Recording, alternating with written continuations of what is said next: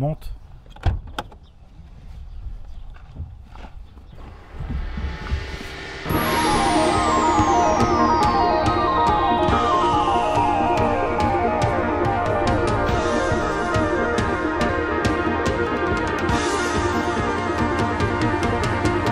Le terme road movie, originaire des États-Unis d'Amérique, apparaît autour de 1969, peu après la sortie d'Easy Rider de Dennis Hopper, qui dépeint le périple de deux jeunes motards alliant la Nouvelle-Orléans depuis Los Angeles et pose les bases du film routier traditionnel.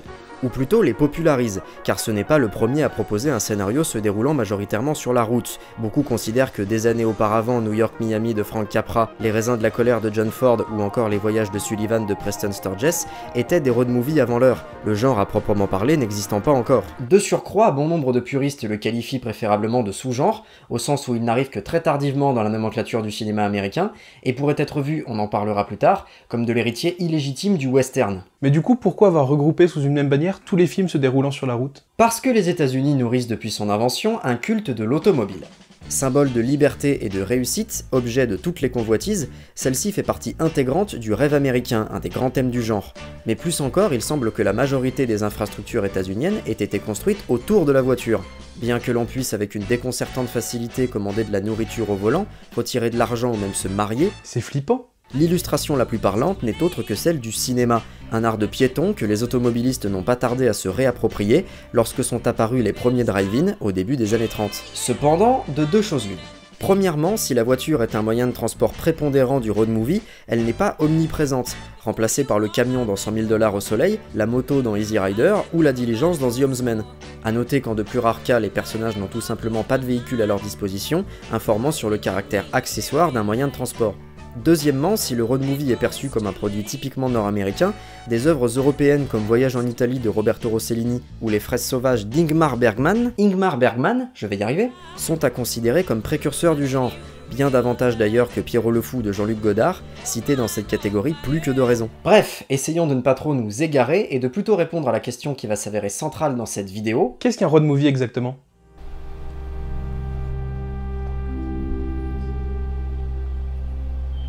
Tu as vu assez de films, Léonard, pour savoir que terminer un voyage dont on ne connaît pas à l'avance la destination implique bien souvent de se perdre.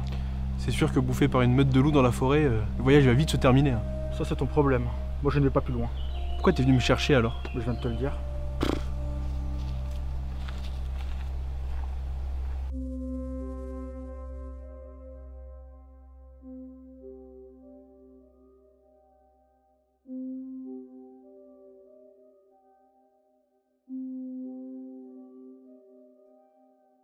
Pour reprendre une formulation précédente, un road movie propose un scénario se déroulant majoritairement sur la route, ou sur quelque forme de chemin que ce soit. Et plus encore, il ne peut y avoir road movie que lorsque la route sert de fil conducteur à l'intrigue. Autrement dit, celle-ci ne doit pas être un simple décor, mais demeurer initiatique, et par conséquent riche en expérience pour les personnages, que ce soit par le biais d'obstacles qui la jalonnent, de rencontres fortuites, ou de questionnements existentiels.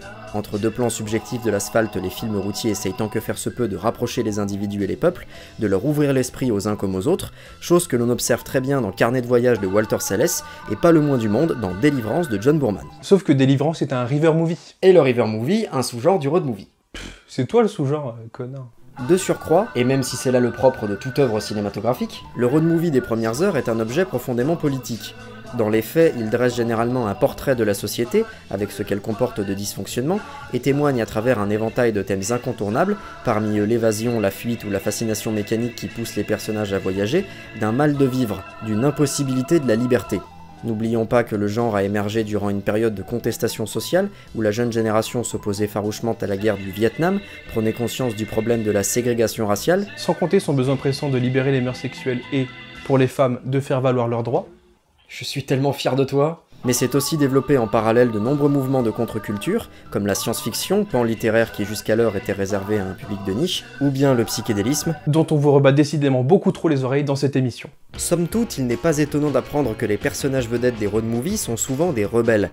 Bikers, criminels ou vagabonds, ils ont tous en commun de saisir l'opportunité qui s'offre à eux de mordre la route à pleines dents, comme ils auraient mordu la vie si elle eût été moins rude, haïssant la civilisation. Civilisation au sens d'ordre et de morale, de règles qui régissent la société. Ceci étant dit, l'équipée sauvage de Laszlo Benedek mettait déjà en scène en 1953 un groupe de motards appelé le Black Rebel Motorcycle Club. Portant le cuir, il s'opposait à n'importe quelle forme d'autorité, donc l'esprit de rébellion hurlait dans son sillage, parfois cause de désordre et même de mort.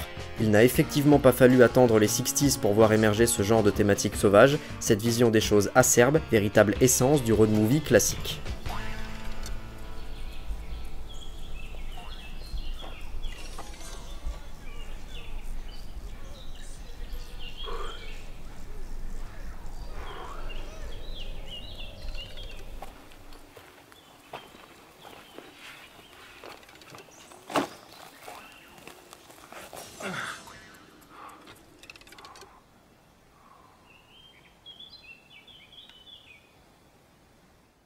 De même que le cinématographe confère la mobilité aux images fixes, sans entrer dans le détail, il a pour principe la captation et la diffusion de photogrammes à une fréquence suffisamment élevée pour donner l'illusion d'un mouvement continu, le road movie invite au nomadisme une société sédentaire, que l'urbanisation a engourdie et que la technologie a fait avancer sur un tapis de course électrique depuis la révolution industrielle. Par corollaire, les peuples migrants y sont mis en avant, eux qui s'emparent certes des fruits de cette sédentarité, comprenez par là engins motorisés, mais aussi et surtout de leur pleine liberté de mouvement, inscrivant le genre dans une démarche de conquête spatiale, n'ayons pas peur des mots. Mais savez-vous seulement quel autre genre cinématographique relève de la conquête spatiale?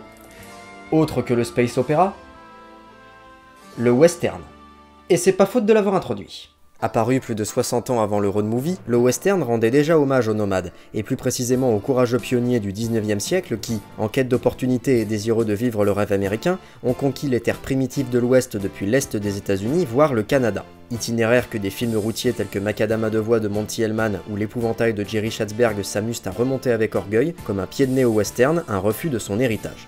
Néanmoins, la plupart des protagonistes des deux genres par an, lorsqu'arrivent au terme de leurs aventures, ont en commun de déchanter, devenant au choix des justiciers solitaires ou des hors-la-loi condamnés à l'errance, cherchant vengeance ou rédemption dans les plaines sauvages. Inutile en ce sens de comparer des figures filmiques telles que Bonnie and Clyde ou Max Rokatansky à des pistoleros, la ressemblance est suffisamment frappante. Tiens, ça me fait penser que j'ai souvenir d'avoir vu un road movie où le personnage principal s'appelle carrément Pistolero. Oui, Hellride de Larry Bishop, produit par Quentin Tarantino. Franchement, y a pas de quoi être fier. Si beaucoup de productions pourraient encore être mentionnées ici, éventuellement Zabriskie Point, qui envoie magistralement balader la société de consommation dans un final sonorisé par Pink Floyd, ou bien Thelma et Louise, offrant une jolie réflexion sur l'émancipation de la femme, nous nous en garderons bien. Nous nous en garderons bien car après avoir apporté sa pierre à l'édifice d'un nouvel Hollywood, prospéré, su perdurer dans le temps en s'imprégnant des évolutions de culture qui lui sont si chères sans pour autant renier ses origines, le road movie vous a d'ores et déjà été présenté en des termes élogieux qui se passent de plus de commentaires. Non, délivrer des informations au compte-gouttes sur le sujet n'était finalement qu'un appel à l'aventure déguisé, auquel vous êtes fortement encouragés à répondre tous autant que vous êtes. Alors sortez, voyagez, découvrez, puis partagez autour de vous ce que vous aurez trouvé, ce que vous aurez ressenti, mais n'attendez pas que la mort vous rattrape, profitez d'être en vie pour le faire.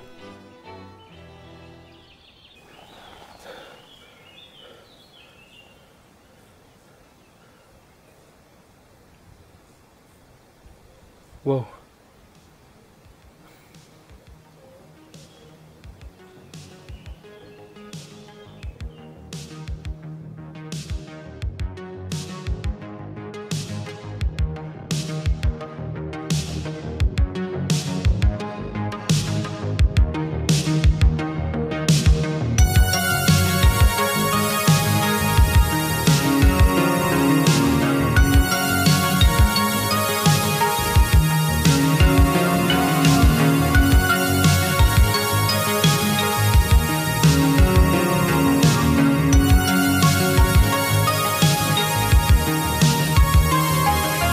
Franchement, y a pas de quoi être fier. C'est pas des malins, c'est pas des malins. Comment Mais j'ai deux mots.